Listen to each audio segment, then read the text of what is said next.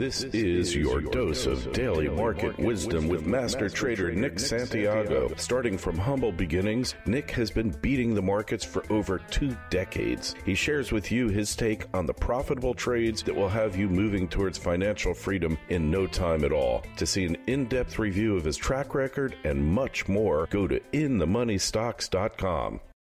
Welcome. This is your daily dose of daily market wisdom with master trader Nick Santiago. I'm Kerry Lutz, and today is 4/2021, show number 249. Well, Nick, what's doing with the markets today? Well, we got markets under pressure today, so we have a little bit of selling going on for the second consecutive session. Earnings season is underway so far, but the bright spot for the market today, believe it or not, is IBM. I wouldn't suspect that one, but that's up about, as we speak, about 4.5%. So good move for IBM today. That's really the strength in the major indexes, I should say the Dow. But today it looks like we have some laggards on our hands. We have Boeing down pretty decent. Goldman Sachs is down. Nike. These are all weighing on the Dow Jones Industrial Average. And then the Russell 2000 is getting clobbered again today, down over 2%. So we'll have to watch that closely. Even the Nasdaq's down 0.75%. So it's a decent little pullback day, decent decline. No volume behind it, but it's a decent dip. Until we get volume, though, don't make too much out of these pullbacks. It's everything. Volume is everything right now. It'll show you once you get high volume, you know that it's no longer just a little guy. It's really institutional money moving it. So again, watch for volume. Volume's really non-existent out here today. Even yesterday, we had a little uptick in volume for a Monday, but it was still pretty light overall. And that really is going to be the nail in the coffin for at least for my analysis. Okay. Well, we're going to be watching that volume real closely, and you always say watch those spiders, right? That's right. Watch the spider volume. You don't really have to look at anything else. That'll tell you, because that's 500 companies, so you're getting a really, really broad perspective, and it usually does the job pretty well. All right, so we're going to watch the spiders because that's, when you called the last crash there in last March, the spiders were the tip-off then, weren't they? Yes, they were, and they always are. All right, so just remember, watch the spiders. And hey, so gold and silver up modestly today? Yeah, I have to say, very impressive though, because the markets are selling off and we're looking at gold futures just up $5, but just the fact that they're up and they're consolidating. And in fact, look at gold miners today up another 34 cents. That's 1%. So, gold is acting really, really well right now. I love everything that I'm seeing on the chart for gold. I don't really see any major problem here. We'll see where we finish. It's not how we open, it's how we finish the day, but so far so good. All right, let's see how we finish. And so, Nick, getting back to these cryptocurrencies, is there any tip-off that a huge decline is going to come in cryptos? Is there a way that you've seen on these charts to call that? Yeah, I mean, right now, what you look for is that parabolic setup, which cryptos already have. If anybody looks at a continuous chart of, say, Bitcoin, and we'll use that because that's the most active of all the cryptocurrencies. But if you look at a chart of, say, Bitcoin, and you go back and look at, say, a monthly pattern, you'll see that this pattern is basically vertical. It goes straight up. So we know we're already in the making of a parabolic move. Now, it's very, very hard to know if the move has completed itself until you get what we call a high volume reversal day at a top. So that's something we'd have to watch for. But when I look at the cryptos now, and I look at, say, a continuous contract, because I like to look at the futures contracts of everything. And when you look at that, you say, wow, we might be putting in a major top for Bitcoin now. And I think that's very possible. Yeah, we're going to have to see if it's going to go up there and break that 60,000 mark again. Yeah, well, it went up as high, I believe, as 65.5. It went to 65,500. So now we are around the 55,000 marker. So, that's still a task to get through that level. Could it happen? Sure, it's still possible. But ultimately, I think that we're very close. Even if we make a new nominal high, and then we come back underneath that 65,000 level, I think that's a really good tip-off that Bitcoin has peaked. And that could be a double top, right? And that would be what we call a tweezer double top. Yeah, close, a double top that just happened, right after making a new high. And that's very often a good topping pattern as well. If it does that, it may not even go up there and test it. We don't know. I don't know. But what I would say, if it does, then you see if it comes back underneath the old high that was just made recently a few days ago. And if it does that, and it does that with volume, you probably have a top in place. All right. So here's a question for you. And I'm paraphrasing Brian, one of our listeners to the show, saying that if Bitcoin is so different than every other market out there, and if this time everything is different, why do we even bother watching the charts for Bitcoin? It's a good point, but nothing's different.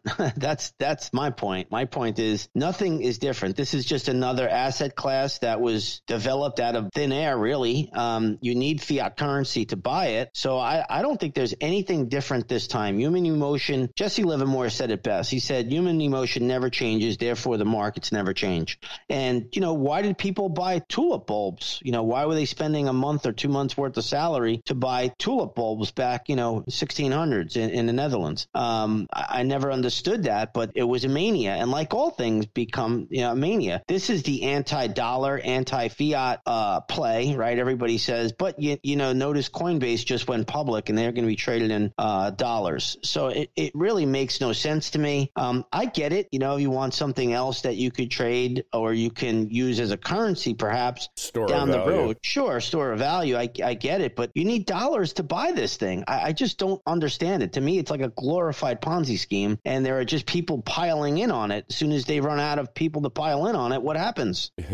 Well, but that's it. It's such a small percentage of the world's people with money are actually in cryptos that they have an inexhaustible supply virtually of potential purchasers down the road, or at least that's what they're hoping. I just incorporated a new company. I wanted to let you know we're going to issue a cryptocurrency. It's called the Tulip Ponzi LLC, and we'll be selling shares on it. And if anybody's interested, we're promising real big returns for the early people, not so much for the Johnny-come-latelys, though. And that's a perfect example right now. Are you still an early investor in this, or are you a Johnny-come-lately? That's really what's going to be the tail of the tape here. I think all of these central bankers are moving towards a digital currency. So we're no longer going to hold paper cash in our wallet or euro in our wallet. We're going to have some kind of little chip device, I suppose. That's where they're all going. And they've already openly stated this. So I have to think that they don't want the competition with somebody else out there, whether it's a Dogecoin,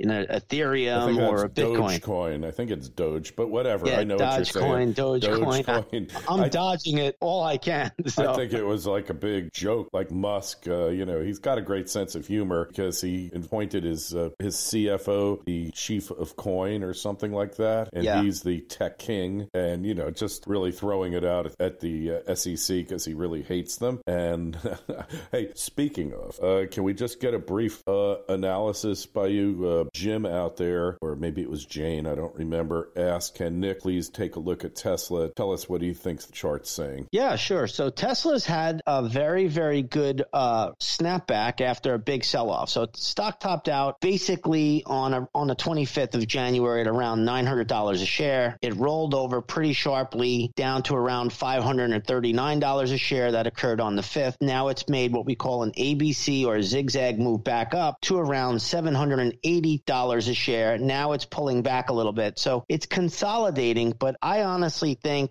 if this stock breaks back down below 650, it's headed down to probably 500, then ultimately $400. The trend is still up in this name. So if it does take out the recent high, and I'm talking about the high made about a week ago, which was at around $780, then, you could go up and test the 800 level or maybe even get to 820. A lot of resistance there at the moment, but watch that key 650 level. That's going to be prime. You close below that on a weekly chart basis, this stock is probably going to go make new lows. Okay. So this, what's significant about the 650 level? Well, 650 area, give or take, 10 points or so with this stock, is a very, very big level, because if you take a look at the recent low from March 5th, the stock went up to around $700, and then it consolidated there and made a higher low, and then it did what we call a little breakup around on the 31st of March. It's a key area there, and then it did a little consolidation again, and then it broke up to that $780 level, which was made on the 14th of April, and now it's pulling back right now. So nothing terrible with it at the moment. But if you get back down to that 650 level, which was really where this thing was basing to make that ABC zigzag type move up into that $780 180. If you break through there, all of the buyers that were there probably give it up, and that's where the stock really could face some distribution. So keep 650. It might be 640. It's right in that area. That's going to be your key support level. If that does not get defended, or we lose that level, the stock loses that support area, it's lights out. This will be a $500 stock, and then ultimately I think goes down to 400. Yeah, a buying opportunity if ever there was one, Nick, right? Down at 400, I bet you there's going to be some buyers, but right up here at this level, this stock is very, very vulnerable to more of a correction over the next month or two. All right. Well, I think we'll leave it at that for today. Make sure you go over to inthemoneystocks.com, take a look at Nick's trading record and get an idea of his system. And make sure you take a look at the Twitter feeds at ITMS, at Nick Santiago01, at Kerry Lutz and Nick, and any emails. As you see, we are getting to them now. Please send them to kl@kerrylutz.com, my personal email box. And Nick, we will pick up tomorrow. Sounds good, Kerry. And so concludes another episode of Daily Market Wisdom with Master Trader Nick Santiago. Be sure to go to his website, inthemoneystocks.com. Don't forget the Twitter feeds at ITMS and at Nick Santiago01.